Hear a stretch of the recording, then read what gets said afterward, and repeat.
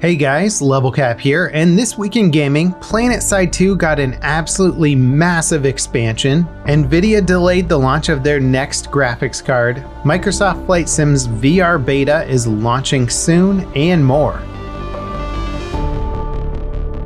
Planetside 2 got a massive update called the Shattered Warp Gate. It's a full-on expansion that adds playable story content, a rework of an entire continent, new mission systems, new weapons and gear, and much more. And although this update on its own doesn't feel like a complete game overhaul, Planetside 2 has been getting pretty major updates for the past year or so, following the game's Battle Royale spin-off basically crashing and burning. It seems like that failure prompted the developers to reinvest their time and resources into the core game. The end result so far has been a pretty amazing resurgence in both new content and interest in Planetside 2. Shattered Warp Gate introduces campaigns, which are multi-stage progression events that unlock lore-driven story missions and are broken up into time-locked chapters. To follow along with the story, you'll actually need to play each chapter when it's live. They all tell parts of the story and will continue to evolve the overall campaign. Of course, playing through the chapters rewards you with in-game items as well, but it also brings the lore of the game to the forefront for really the first time. Planetside 2 is a game about a planet-wide conflict between multiplayer factions that has been raging for a very long time. Hints of the game's deeper lore have always been buried in the environments and gameplay and on websites, but this is the first time players can directly engage with it. Overall, I'm really excited for the future of Planetside 2 and can't wait to dive into Shattered Warp Gate myself.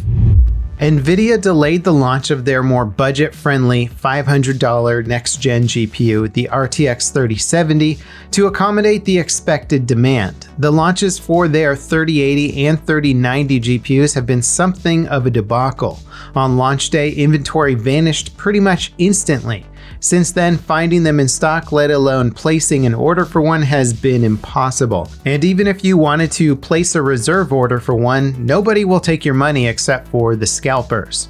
NVIDIA are ramping up production of the 3070 to offer more on launch day. It was originally scheduled to go on sale October 15th, but now will launch on October 29th. Stock issues aside, the real question is, what measures are NVIDIA taking to ensure that scalpers and bots don't order everything when the GPU goes on sale? So far, they've added a CAPTCHA to their checkout process, but scalpers have routinely demonstrated ways of bypassing CAPTCHAs. Hopefully, NVIDIA comes up with a more robust solution before the end of the month. As for the supposed cheap capacitors some of the NVIDIA board partners were using on their GPUs that allegedly caused crashes, it sounds more like a software issue. According to Gamers Nexus, many board partners weren't given full driver packages to test their GPUs. This led to situations where different manufacturers overclocked the cards in their BIOS software that turned out to be unstable in real-world use cases. A driver update was pushed by NVIDIA that has fixed the issue for many people, and the board partners are also working on analyzing and solving any lingering problems with their GPUs. It's been talked about that Microsoft Flight Sim was getting VR support at some time, but it looks like that might actually be coming sooner rather than later. The game's head of development recently announced in a Q&A on Twitch that testing would begin this month for VR support on Windows mixed reality devices. Players that want to get in on the testing will have to sign up for Microsoft's Insider program. Signing up for the Xbox Insider program is the same thing, so either is fine. The catch is that not any old VR headset will be supported. It needs to be a Windows mixed reality device. That said, there are plenty of devices that support Windows mixed reality, and many of them are much cheaper than competing devices from Oculus or Valve. Ubisoft is trying to revive their recently launched Battle Royale Hyperscape. Season 2 of the struggling FPS launches on the 6th. This follows Ubisoft admitting the game had failed to meet our players' high expectations.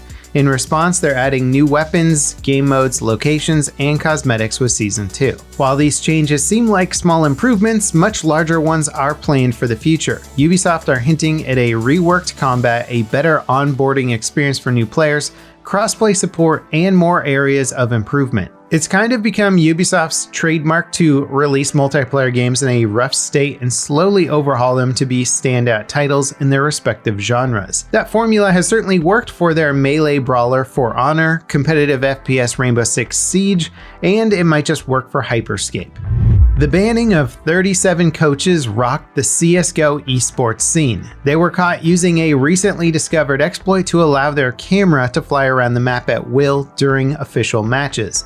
The exploit was only uncovered recently, but has apparently been in the game for over a year. The bans were applied retroactively by the Esports Integrity Commission, who is currently 20% of the way through a review of 100,000 matches. It's likely these 37 coaches are just the tip of the iceberg. It's also likely Valve will be further restricting the role of coaches in official matches. Overall, it's an ugly situation for professional CSGO and the esports scene in general. It's incredibly damaging to the game's integrity and brings into question the outcome of basically every match played in the past year, if not longer. Unofficial mod tools for Battlefield 3 are going to be launching that give players essentially a limitless ability to modify the game. Complete overhauls, custom maps, new vehicles, new game modes, and more are all possible with Venice Unleashed. It's been in development since 2012 and will officially launch in December. Right now, it seems like access is being mostly restricted to the modding community, but once it goes live, anyone that owns Battlefield 3 will be able to play modded content and make their own. Hopefully, we get to play it before EA takes action against the project. I really hope they don't, as it would be a great way to revive an old game. Modding has become less and less supported in EA's eyes over the years. Even offering custom servers has been a point of contention for recent Battlefield titles. The developers say that their mod tools leave them legally in the clear, but there's no telling if EA will take action against Venice Unleashed regardless of the legal standing.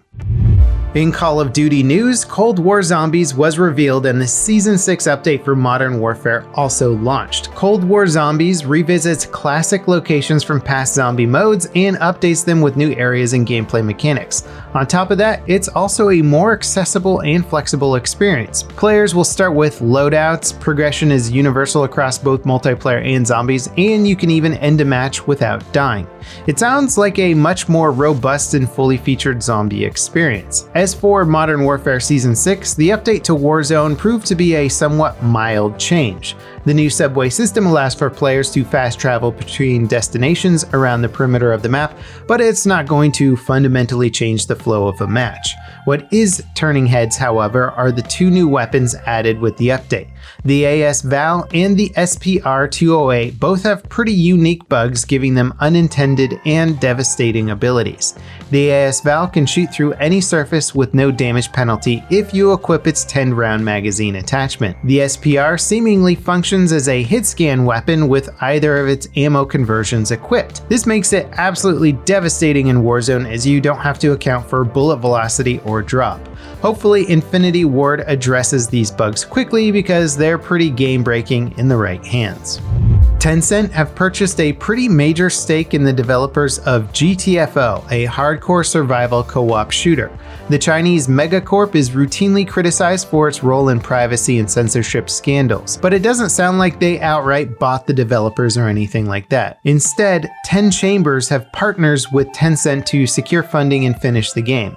It's been in early access for 5 years and is finally starting to shape up as a well-rounded and feature-rich experience. Tencent's involvement aside, it's great to see the game getting closer to a proper launch.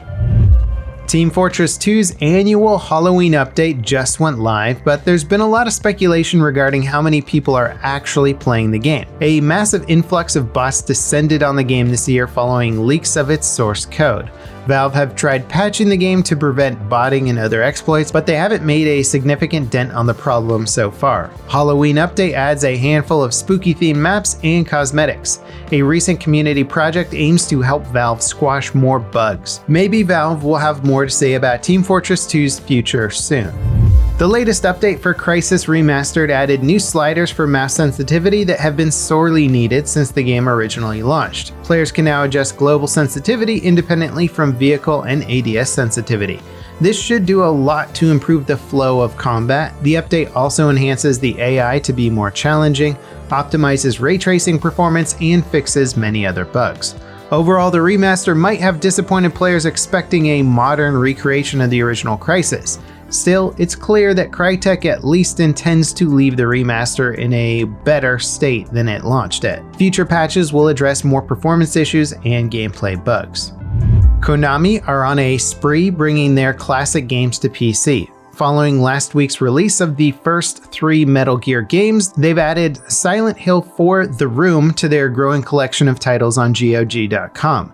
And while Silent Hill 4 might not be the first title in the franchise everyone wants to replay, it being available on GOG is still a pretty big deal. It was originally launched in 2002 for PC, PlayStation 2, and Xbox. But like many games from that time, getting a digital copy today is pretty tough.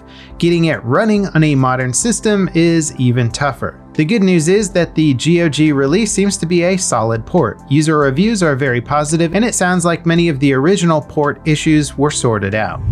It wouldn't be October without a proper spooky game getting revealed. A new gameplay trailer for AMNESIA Rebirth fits the bill to a T. It showcases the franchise's classic mechanics like physics objects, mechanical puzzles, and monsters lurking in the shadows that you're defenseless against. The game is set in the Algerian desert, so expect to get stalked in some sand-washed corridors.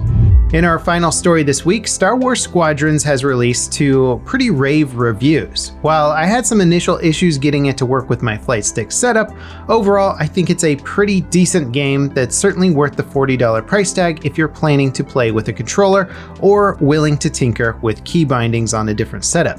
If you want my full thoughts on the game, be sure to check out yesterday's video, which was my review of the game's single-player campaign. And that wraps it up for this week in gaming. As always, guys, I hope you enjoyed. I hope you had a good week. Let me know what story you thought was the most interesting from this entire week in the comments down below. Don't forget to leave a like if you haven't already. Subscribe if you want to see more awesome content in the future. And I'll see you guys next time. This is LevelCap signing off.